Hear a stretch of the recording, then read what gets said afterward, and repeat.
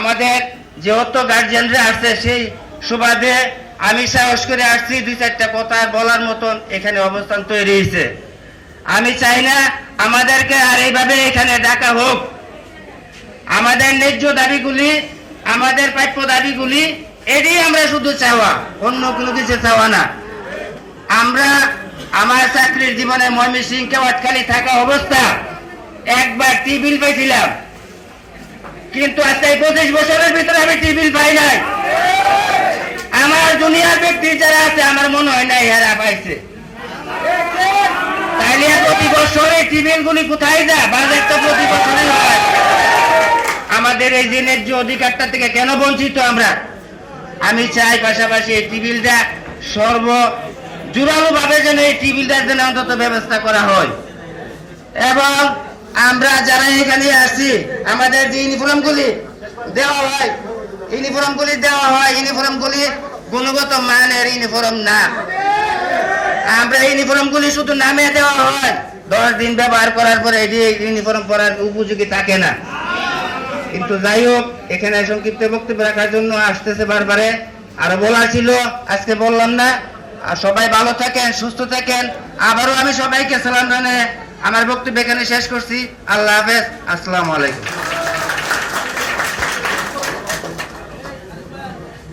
সংগ্রামী উপস্থিতি, বলাতে শেষ হবে না। অধিকার যতদিন আদায় না হবে ততদিন বলাও শেষ হবে না। ওই দিন অবস্থান কর্মসূচিও বন্ধ হবে না ইনশাআল্লাহ। আমাদের আজকের বিভাগীয় সমাবেশের একটি প্রতিবদ্ধ বিষয় হচ্ছে যে আগামী 4 তারিখ জেডিজি মহোদয়ের সমন্বয়ে 9 বিশিষ্ট কমিটির সাথে আমাদের প্রতিনিধির একটা বৈঠক হওয়ার কথা আছে ইনশাআল্লাহ। ওই 4 তারিখে যদি আমাদের ছুটি এবং কর্মঘণ্টা এবং গ্রেড বৈষম্য নিরসনের লক্ষ্য যদি নির্ধারিত নীতিমালার ভিতরে যদি সময় নির্ধারণ না করা হয়, তাহলে আমরা পরবর্তীতে কিন্তু কমলাপুর রেল ভবন মহাকর্ষ অবস্থান কর্মসূচি ঘোষণা করবো ইনশাআল্লাহ। আজকে আমাদের অভিভাবকদের কাছে আমরা একটা বিনয় আবেদন করতে চাই। আমাদের 12 দফার মধ্যে ঝুঁকি ভাতা এবং রেশন ভাতাটা সেটা উল্লিখিত ছিল, কিন্তু রেল ভবন যখন কমিটি গঠন করা হয়েছিল সেখান থেকে এটাকে মাইনাস করে কেন্দ্রীয়ভাবে নেওয়া হয়েছে।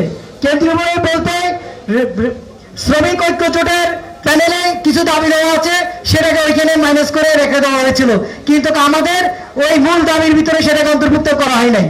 আজকে আমাদের অভিভাবকদের কাছে আমাদের একটা আবেদন থাকবে, দাবি থাকবে, আপনারা যেন আজকের এই বিভাগীয় সমাবেশ থেকে আমাদের রেশন ভাতা এবং ঝুঁকি ভাতা এবং ছুটির বিষয় যেন একটি প্রতিবেদন রেল ভবন উপস্থাপন করেন। এই পর্যায়ে আপনাদের সামনে বক্তব্য রাখবেন বিআরইএল এর কেন্দ্রীয় নির্বাহী কমিটির যুগ্ম সম্পাদক জনাব ওমর ফারুক ভাই।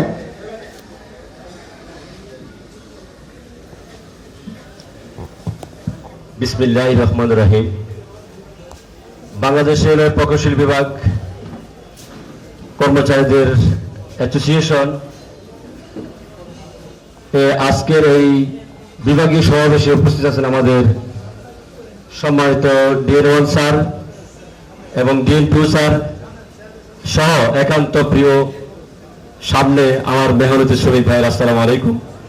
সম্মানিত উপস্থিতি, আপনাদের এই দাবিগুলোর সাথে প্রথমেই আমি বিআরইএল এর পক্ষ থেকে একমত পোষণ করছি এবং গত 7 জুলাই আমি যখন আমরা ডিজি মহোদয়, সচিব মহোদয়ের সাথে মিটিং ছিল, সেখানে আমাদের 3 নম্বর দাবি ছিল আপনাদের এই ছুটি বিষয় এবং আপনাদের কর্মঘণ্টা।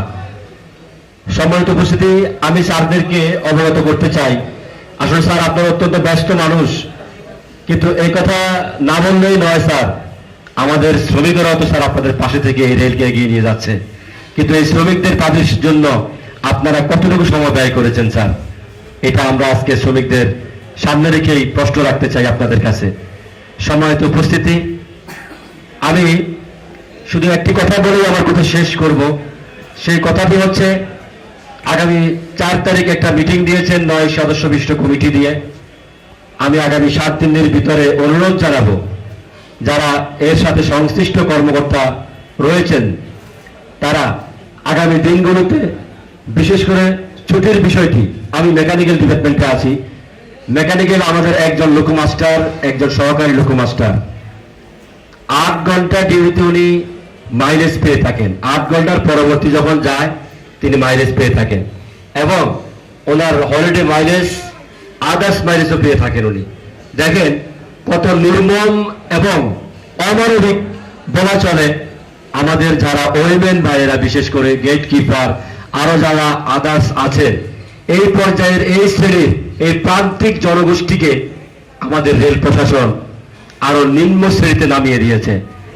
আমি বলতে চাই, আমি আজকের এই অনুষ্ঠান থেকে স্যারদের একটু কষ্ট হলেও আপনারা উপরে মহলে, যদিও আমি জানি যে আপনাদের দ্বারা আসলে এটা কিছুই করা সম্ভব না, কিন্তু আপনাদের থেকে যখন দাবিটা যাবে, আপনি যখন শ্রমিকের পাশে থাকবেন, তখন আমাদের ঊর্ধ্বতন কর্মকর্তাগণ এটা অবশ্যই আমলে নিবে এবং সেটার জন্য জোরালো ভূমিকা রাখবে। আমি যে কথাটা বলতে চাচ্ছি, দেখেন আপনি শুক্রবারে একদিন হলিডে তাদের থাকে, সেই দিনে আপনি তাদেরকে ডিউটি করান, কিন্তু এর বিনিময়ে প্রত্যেকটি ডিপার্টমেন্টের প্রত্যেকটি শ্রমিক, আমরা কিছুদিন আগে দেখলাম যে ইলেকট্রিকে যারা অ্যাটেন্ডেন্সে ডিউটি করেন তারা আরামসে ডিউটি করেন। আমি ওদেরকে ছোট করে বলছি না, লং জার্নি করেন সেটা ঠিক আছে, কিন্তু দেখা যাচ্ছে তারা তো মাইলেজ পায় ভাই, তারা তো মাইলেজ পায়।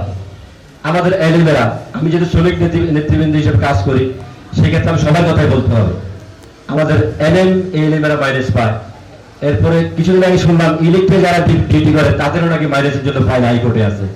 তাহলে স্যার আপনাদেরকে কি হাইকোর্টে দ্বারা করে মামলা হবে? আমরা আপনাদেরকে হাইকোর্টে দ্বারা করতে চাচ্ছি না। আমরা চাচ্ছি রেলওয়ে প্রশাসন, রেলওয়ের মাধ্যমে আমাদের দাবিগুলো পূরণ করতে চাই।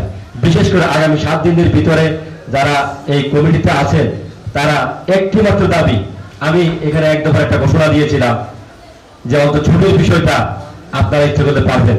আপনাদেরকে যখন এই প্রশ্নটা করা হয় যে ছুটির বিষয় তো ব্রিটিশ করে গেছে, এটা আমরা কি করব? সম্মানিত উপস্থিতি, আমাদের DN1 DN2 স্যারকে বলতে চাই, এর মাধ্যমে মিডিয়ার মাধ্যমে মেসেজটা দিতে চাই। আচ্ছা বলুন তো, 2020-এ যে নিয়োগ বিধি সংশোধন হয়েছে, সেখানে একটা বাজে নিয়োগ বিধি করেছে, সেই নিয়োগ বিধি কি ব্রিটিশ আইন করে গিয়েছে? তাহলে আপনারা যে আমাদের কথায় কথায় বলেন যে ব্রিটিশ ছাড়া তো এটা করতে পারবে না, এটা ব্রিটিশ আইনেই ছিল, সেই আইনটা এখন ফলো করা হচ্ছে। তাহলে 2020-এ যে আপনি নিয়োগ বিধি করলেন, সেখানে যে কতগুলো আইন পরিবর্তন করলেন, আইন তো মানুষের জন্য, মানুষের প্রয়োজনে এই আইন পরিবর্তন হবে, মানুষের প্রয়োজনে এই আইনগুলো তার নিজের স্বার্থ সংশ্লিষ্ট ভাবে হবে। আমি আমাদের স্যারদেরকে বলতে চাই, আপনারা যদি কোথাও যান সেখানে আপনাদের সম্মানী বাধা থাকে, স্যার বলেন তো শ্রমিকদের স্বার্থে শ্রমিকদের সম্মানী বাধাটা কোথায় থাকে স্যার? আমি আপনাদের কাছে আজকে অনুরোধ জানাতে চাই, হাত জোর করে অনুরোধ জানাতে চাই, আগামী দিনে সবগুলো দাবি নয়, শুধুমাত্র একটি দাবি অন্তত পালন করে এই 5ই আগস্টের পরবর্তীতে সোনালী বাংলাদেশ গড়ার জন্য, স্বপ্নের বাংলাদেশ গড়ার জন্য ছাত্র জনতা যেভাবে রক্ত ঢেলে দিয়েছে বাংলাদেশের জমিনে, আগামী 7 দিনের ভিতরে সরকারি ছুটির বিষয়টি শ্রমিকদেরকে মিডিয়ার মাধ্যমে ঘোষণা দিয়ে শ্রমিক জনতাকে আশাহত করবেন না, আশাহত করবেন।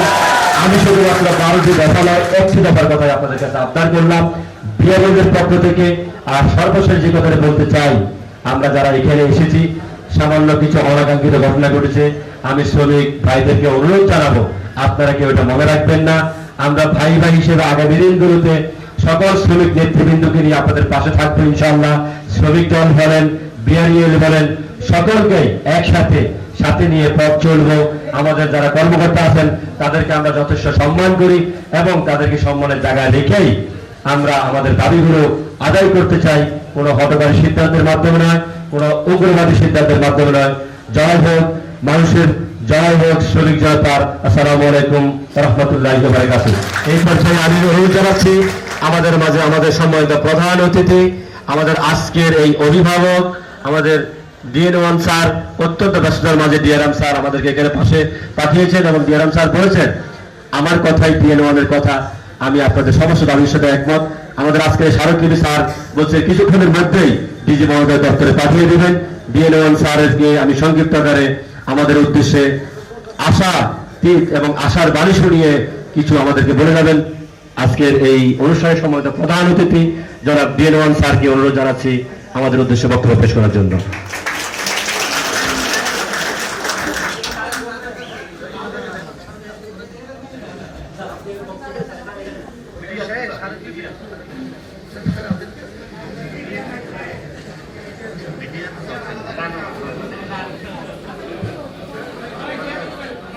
আসসালামু আলাইকুম, সবাইকে ধন্যবাদ। এখানে যারা উপস্থিত হয়েছেন অধিকাংশই আমার এবং ডিএন টুর অধীনস্থ স্টাফ। আপনারা শত ব্যস্ততার মধ্যেও আজকে আসছেন আপনাদের বিভিন্ন দাবি দাওয়া নিয়ে। আসলে আপনারা রেল লাইনে কাজ করেন বলেই রেলের চাকা ঘোরে, এটা আমি মনে করি। আমাদেরকে রেল লাইনকে আমাদেরকে ঠিক রাখতে হয়, আপনাদের কঠোর পরিশ্রমের মাধ্যমেই রেলের চাকা ঘোরে। আপনারা অনেক পরিশ্রম করেন, কিন্তু দেখা যায় যে বিভিন্ন সময় আপনাদের বিভিন্ন সুবিধাগুলোর বিষয়ে আমরা নজর দিতে পারি না। তো আপনারা বিভিন্ন দাবি দেওয়া 12 দফা যে দাবি দেওয়া করছে, সেগুলো আমরা আপনাদের এই দাবিগুলো আমাদের ডিআরএম স্যারের মাধ্যমে আমরা আমাদের রেল প্রশাসনের নিকট পৌঁছে দিব এবং আপনার দাবির প্রতি আমি শ্রদ্ধা জানাই। যাতে ইতিমধ্যে আপনারা জানেন যে অলরেডি একটা মানে বেশ পর্যায়ে কয়েকটা কমিটি গঠন করা হয়েছে এবং সর্বশেষ আর একটা কমিটি গঠন করা হয়েছে এবং এই দাবি দাওয়াগুলো পর্যালোচনা চলমান রয়েছে। এর ভিতরে আপনার